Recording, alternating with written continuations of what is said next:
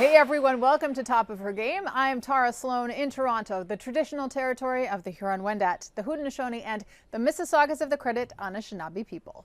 On today's show, we introduce you to two rising stars who are making their mark courtside in the world of basketball. In just a little bit, you will be introduced to 9-year-old WNBA reporter Pepper Persley. And yes, I did say 9 years old. But first, it is Meghan McPeak who is forging a path where few women have gone before her into the broadcast booth as a play-by-play announcer. Here is Danielle Michaud. There are lots of words to describe the first: trailblazer, innovator, determined. All of those apply to Hamilton, Ontario's Meghan McPeak, who became the first female play-by-play broadcaster in the NBA G League when she landed the job as the voice for Toronto's G League affiliate, Raptors 905. In October of 2018, Meghan became the first female play-by-play broadcaster in 30 years to call an NBA game. Now, Meghan's main gig is with Monumental Sports and Entertainment in Washington, D.C. As always, joined by my partner, Tony Massenberg. I'm Meghan McPeak. As the play-by-play voice of the WNBA's Washington Mystics and the Capital City Go-Go. Go Field! Got it! At a one-point game! Oh, and by the way, Meghan is the only play-by-play broadcaster who is both a woman and a person of color in the G League. Meghan is a true inspiration and at the top of her game. Meghan, thanks so much for joining us on the show. I want to congratulate you on all your success. And as we like to do in Canada, take a little bit of maybe responsibility for you because you are a Hamilton girl. So I guess I'll start with sort of where you are now and what your thoughts are on the finish of the WNBA season, which was incredibly successful. I appreciate you for having me and appreciate you for this series that you're working on. And I mean, an insane and unprecedented season. I feel like I've said the word unprecedented 1,000 times since the WNBA began their plans for the season happening down in Bradenton, Florida. But the fact that you typically play 34, 36 games and you only had to cut it down by about 12 and then still pulled off the entire playoffs and championship, that, you know, a lot of credit goes to what Commissioner Engelbert and the entire WNBA and the league did for this season and these women. Do you feel, as the WNBA heads into its 25th year, because of what happened this season, because of the success, but also because I think that there's like an awakening in terms of people seeing that the WNBA has always led the charge when it comes to rallying against racial injustice? It's sort of the gold standard. People's eyes are opening. Do you think there's going to be just sort of a greater awareness of this league now? I think over the last few years, Sarah, there's been a greater awareness of the league. And I think, you know, it's disappointing to think that it took a global pandemic for more eyeballs to be on the league. It's so interesting because, you know, it's two things can be right at the same time. And everyone, you know, you go on social media and you see people saying, well, everyone was home and people were bored. So that's why ratings were up and people were watching. Yes, that might be correct. But at the same time, they chose to watch WNBA games. They still had a choice, whether they were home and bored or whatever the reason was, they still made a decisive choice to turn on a WNBA game. So, you know, as I said, two things can be correct at the same time. And I think it's fantastic. But then you also add in the fact that these women have, as you mentioned, been at the forefront of social injustice and racial injustice and the fight for equality across the board, not just when it comes to race, but as well to gender equality, equal pay, and what have you. And I commend and applaud the women of the WNBA and the men of the NBA as well, too, for utilizing their platforms. And here you are, a unicorn really in the world of professional sports. You know, you have your own stand that you need to take as a play-by-play announcer, a woman, an interracial woman. I mean, there are so many, there are so few of you, right? And so you've got your own hill to climb. Let's talk a little bit about the journey. And I know this is a little bit tongue in cheek, but you went to Humber College here in Toronto. And is it true that it was an athletic director who told you talked too much, and that's how you ended up in the radio program? It is a true story. Doug Fox did make the decision. I was sitting in his office and we were just going back and forth about the different programs and the pros and cons to each one. And I was stuck. And finally he just said, you don't stop talking. You need to go into radio. And it was the best decision that I have ever let anyone else make in my life. In my experience, I mean, it's one thing to want to get into radio. Sports radio, there are even fewer women actually working, and then doing what you're doing. I mean, like I said, you're the unicorn. So how did you end up steering yourself in that direction? And did you get any pushback? Did you have anybody say, you know what, like, women don't really do this so much? So the interesting thing is, for myself, I haven't thankfully gotten too much pushback. And I think that came from when I was in the radio program. I utilized my connections. My assistant coach Paul, he had a very good friend. And I know Toronto fans and Canadian baseball fans, when I say this name, they're going to know exactly who I'm speaking of. And that's Jerry Howarth, the long time voice of the Toronto Blue Jays. And I was able to connect with him very early in my program. And then as well too, another voice Toronto fans will know of, Paul Jones. I think having those two gentlemen surrounding me and guiding me along, not just my schooling, but the process of what this industry has, whether it's radio or TV, what have you, both are very, very cutthroat. Like, let's call it what it is. The industry is cutthroat in sports media and sports period. That being said though, I have, aspirations to be in the NBA one day. And I know that not everybody enjoys women not on the sideline. So I know that now at this point in my career, I am mentally, emotionally prepared to handle that type of situation should it come my way. How far away are we from having a female play-by-play in the NBA? I definitely do think there will be a female play-by-play voice, whether it's radio or TV, in the NBA very, very soon. I think we could potentially see it in the next 5 years, maybe even sooner, because I think the NBA is one of the most progressive leagues when it comes to integrating more women, whether it's at the league side, the front office side on teams, coaching staffs, and as well to just simply within the organizations. And I think other leagues have a lot of catching up to do. You can figure out which leagues I'm talking about because you know which ones don't have women. I've heard you say that you're willing to weather the bumps in the road if it makes it easier for the next generation that comes behind you. And I think that's such a beautiful sentiment. But it's worth talking about the fact that you are sharing this particular episode with Camilla Pepper Persley, who I know you know very well, and she looks up to you as a mentor. I'm sure she's asked you for advice. What advice do you give when young people come up to you and ask, how did you do it? How did you get where you got to? Well, Tara, as I say, like, for me, I'm willing to absorb the bumps and go along that bumpy road if that's what it takes, because it's a little bit easier for me because women like Robin Roberts, Doris Burke, Hannah Storm, they took bumps as well too.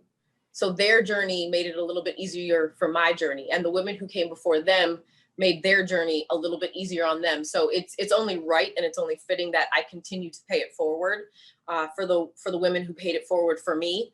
And when I look at a young girl like Pepper, and I think about what she has gone through, and she's only 9. Like, that is what is insane to me, is the fact that she's only 9 and she has taken a very ugly and unnecessary situation, because I don't care how old you are, but if bullying is not going to be eradicated, there's absolutely unequivocally no excuse for anyone under the age of 10 to be bullied and be bullying. at that, it be your own friends or those who you thought were your friends.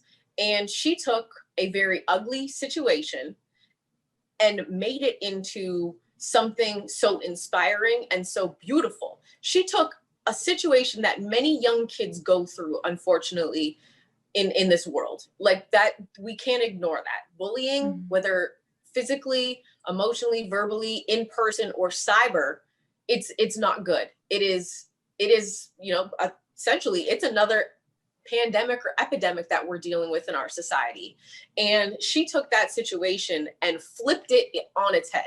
I mean, I have told her parents this, and I've told her this, and I will continue to tell her this until I no longer can speak. She can easily run this country in the United States, whether it's as the president, secretary of state, whatever it may be, senator, governor, I don't care. Whatever she wants to do, she has the mindset that she can literally do anything. And she is going to be someone in the future that helps to run the world. And we are in such good hands when it comes to Pepper. God, that's beautiful. Thank you for that. And this is the question we ask all of our guests to wrap things up. That is, what is your best advice for a young Meghan McPeak? I would probably tell myself to enjoy it.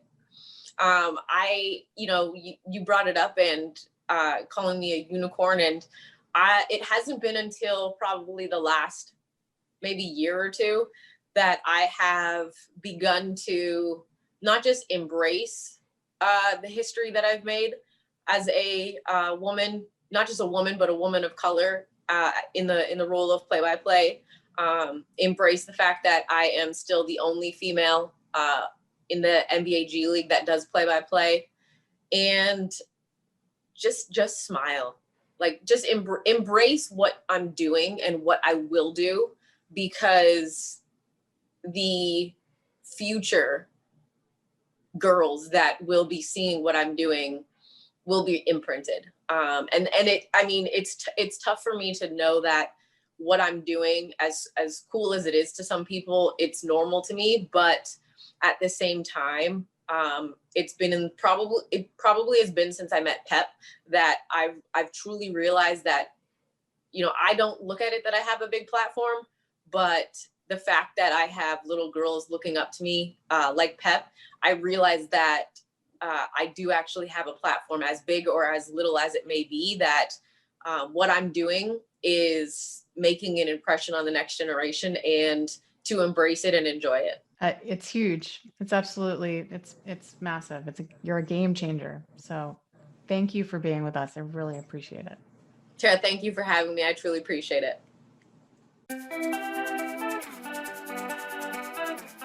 For most of us, it takes years and reps to develop the skills we need to excel in our chosen field. But periodically, a rare talent comes by who seems to have been born with the skills to not only succeed, but flourish. Recently, players and fans of the WNBA have witnessed such a talent in 9-year-old Camilla Pepper Persley. Pepper was prominently seen and heard in press conferences during the WNBA bubble season, playoffs, and finals, quickly becoming a favorite with players and fans. She hosts 2 shows, Dish with Pepper and She Got Next with Pepper Persley. The New Yorker may still only be in elementary school, but she's already at the top of her game. Pepper, this is such a thrill to have you join us today. I've been following you on social media, and I can't believe you're 9 years old. You are an honest to goodness journalist. You have more jobs than most adults do, and you're going to school and doing all your extracurricular activities. How do you actually balance it? I've never asked a 9-year-old about work-life balance before, but I'm asking you, how do you manage all of that? Well, I do meditation, which helps kind of calm me down. But yeah, I mean, it's a lot to handle. But I mean, I have a really big support group, a group of people who are always there for me when I need it. And yes, having 2 jobs and balancing school and extracurricular activities is kind of a challenging thing. But luckily, the WNBA season is in the summer, so I don't have school most of that time, which takes a little bit off of my plate. But yeah, it's pretty full plate, but it's a delicious plate. I think that's a great way to put it. I want to sort of start from the beginning on this journey. How did you get to where you got to? Where did your love of the WNBA start? Well, I think it honestly started from the first game I went to. And I remember thinking to myself, so many of these people look like me. And my first basketball experience had been in an NBA game. And at that point, I was really, really young. But once I got to the point where I could comprehend, like, how I had only thought that, I could be, at that point, I didn't really have any realization of gender or race. So I was like, oh, yeah, I can be in the NBA. Like you see, like a lot of girls think. And then I looked at the WNBA and I saw that actually that makes a lot of sense for me, what they stand for, who they are. Like, that's really, like, I see myself in them. And then from then on, like, it's just been my goal for a really long time, maybe like 5 years, to be in the WNBA and to have that platform and to try to inspire the next Pepper. When did you start interviewing? Because it's one thing to want to be a WNBA player. It's one thing to want to play basketball, but to actually want to get in there and take this opportunity. How did that come about? Well, it really came about with me having questions that my parents couldn't answer. And my parents say this a lot, that I've always been like a curious child and I've always had questions. And when my parents couldn't answer them for me, they tried to set something up and tried to get me the answers. And so I happened to have a question that related to a WNBA player's life. And so my dad had worked with the Liberty in the past, and reached out to them, and then I was able to. We honestly thought that it was just going to be like asking a question of a Liberty player, but it turned out into this whole interview. And I remember I looked through my notepad a couple days ago, and I see my questions for Sugar Rogers, which is like my first kind of interview. And I was really just kind of looking back to that moment and seeing how far I've come as a journalist and even as a person. Who do you consider role models in this business, in this world? Well, I know the show's in Canada, so I'll give a big shout out to Meghan McPeak, who is one of my biggest mentors and my biggest supporters. And now that I think about it, I've only actually known her for a year. And like when I think of people I look up to, I look at her. And I mean, just to give you a list of like what she does and what she's doing for me. Well, first of all, when I was working on an anti-bullying project and I was at a Washington Mystics practice, she heard me and she wanted to highlight my voice on the broadcast of the game, of a Mystics game. And from that point on, I feel like it just kind of clicked. Like, she kind of treated me like a little sister, and I always like looked up to her as like my big sister. So I feel like that was really an amazing experience to be on the broadcast of that Mystics game and to try to kind of have that connection to such a like amazing and inspiring and powerful Black woman. But also like really taking a chance this summer, when I was just getting started with the idea of my talk show and my podcast, Dish with Pepper. Well, I have some beautiful words to share with you from Meghan, but first I want to go back to what you said about the anti-bullying campaign. Can you kind of, is it okay for you to sort of set that up for us and talk about where this came from? Because I know you yourself were bullied and that inspired you to want to do this to help other kids. So is it okay to tell us what happened? Oh yeah, absolutely. I feel like I've talked about this a lot. Mm-hmm.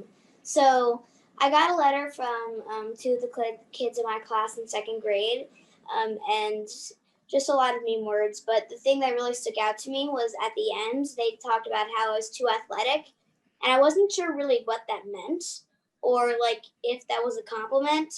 But in the context of the letter, it seemed like they were trying to hurt my feelings with that.